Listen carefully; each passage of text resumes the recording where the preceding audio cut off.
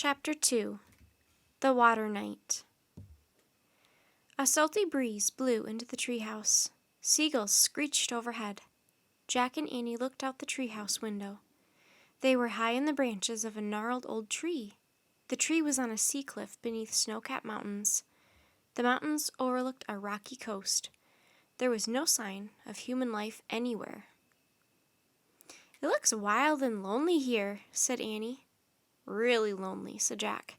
"I wonder where Merlin and Teddy are." "I don't know," said Annie. "They were in the trunk of our tree last time. Let's look for them in this one." She climbed down the rope ladder. Jack crammed the seashell in his pocket and followed her. "Merlin!" Annie called.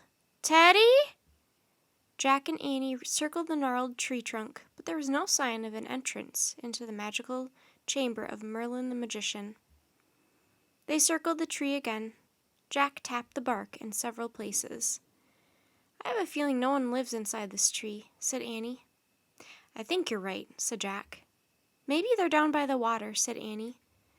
Annie and Jack walked a few feet to the edge of the sea cliff and looked down at the rugged coast. They saw 3 coves, separated from each other by rocky cliffs. The cliffs were filled with shadowy crags and the dark mouths of caves. In the first cove, sunlit water flowed from the open sea through a small space between the cliffs, then washed onto a pebbly shore. The second cove was smaller, but looked much like the first. The third cove was different. The farthest away, it was surrounded by a ring of bright green hills. A thin white mist hung over its milky green waters. "I don't see any sign of Merlin or Teddy," said Jack. "I guess we'll have to get started without them." "Read the beginning of Merlin's rhyme again," said Annie. Jack took the shell from his pocket and read aloud. "Before night falls on this long summer day, a shining sword must find its way into your hands and out of the gloom, or Camelot's king shall meet his doom."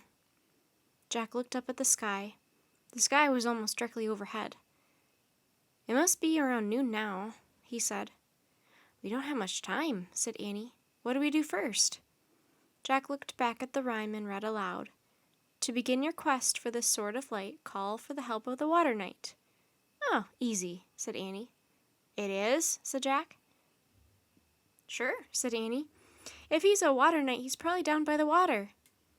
She started down the steep rocky hill that led to the nearest cove. Jack stuffed the shell back in his pocket. "But who is the Water Knight?" he yelled as he followed Annie. "It doesn't matter," she yelled back. "We just have to go down to the water and call for his help." They climbed over large boulders toward the cove. The boulders were slippery, but Jack's sneakers kept him from sliding. A damp breeze blew from the sea. It made his skin and clothes feel clammy. When they got to the shore, Jack wiped the mist off his glasses and looked around. The wide beach was covered with silvery pebbles, shells, and rows of sea foam. Sandpipers and gulls picked at tangled ribbons of soggy seaweed. "The tide must be out," said Jack. He studied the cliffs above the cove. "I don't know how a knight can get down here. A horse could never make it over all those rocks." "Let's just do what the rhyme tells us," said Annie, "and see what happens." Annie stretched out her arms. She closed her eyes. She raised her head toward the sky and shouted, "Oh, Water Knight, whoever you are, come here and help Jack and Annie." "Oh, brother," Jack muttered to himself. Suddenly they heard the wild cries of seagulls. "Jack, look!" said Annie. She pointed toward the middle of the cove.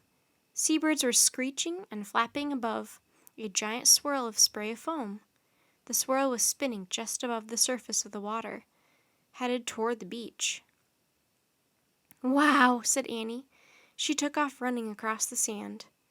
"Come back!" shouted Jack. "No, come look!" said Annie. Jack hurried to the edge of the surf. Through the blur of spinning spray and foam, he saw the silver helmet of a knight appear above the water. He saw silver breast armor. Then a strange creature burst through the surface, carrying the knight on its back. The creature had a horse's head and neck and front legs, but instead of back legs, it had a long, silvery fish tail. With the water knight on its back, the horse creature half galloped and half swam through the cove. Seagulls shrieked wildly overhead, following the pair toward the shore. As the knight drew close to the edge of the water, he looked straight at Jack and Annie. He raised his gloved hand and beckoned to them. "Okay, we're coming!" cried Annie. She started pulling off her sneakers. "Wait, let's think about this," cried Jack. "We don't have time," said Annie. "He wants us to help. He's like the stag that came for us in Camelot." "No, he isn't," said Jack. "He's much weirder." But Annie tossed her sneakers onto the rocks and splashed through the shallow water. The knight held out his hand and helped her onto the strange horse creature. The creature slapped its fish tail against the water, sending up a fountain of spray. "Come on, Jack!" Annie yelled. "We can't waste time!" Annie's right, Jack thought. They had to find the Sword of Light before nightfall.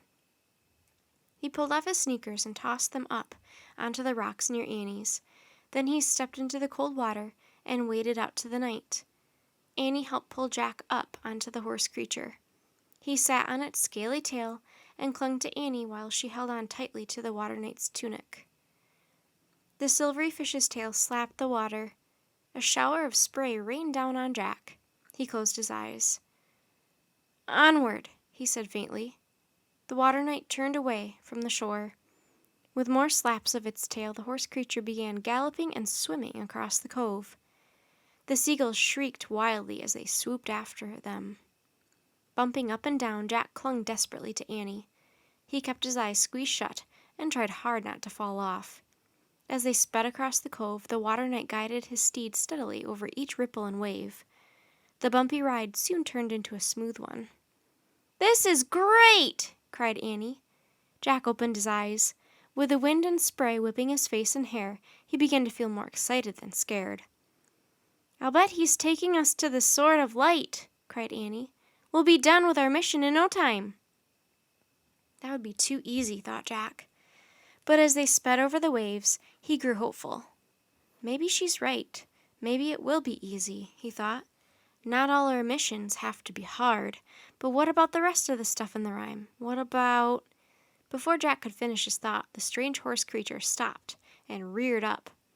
Jack and Annie tumbled over its fish's tail and splashed into the cold water. They sank for a moment and then bobbed back up to the surface, frantically treading water. They looked up at the water knight and his horse. The knight lifted his arm into the air. He pointed to a pile of boulders near the base of a nearby cliff.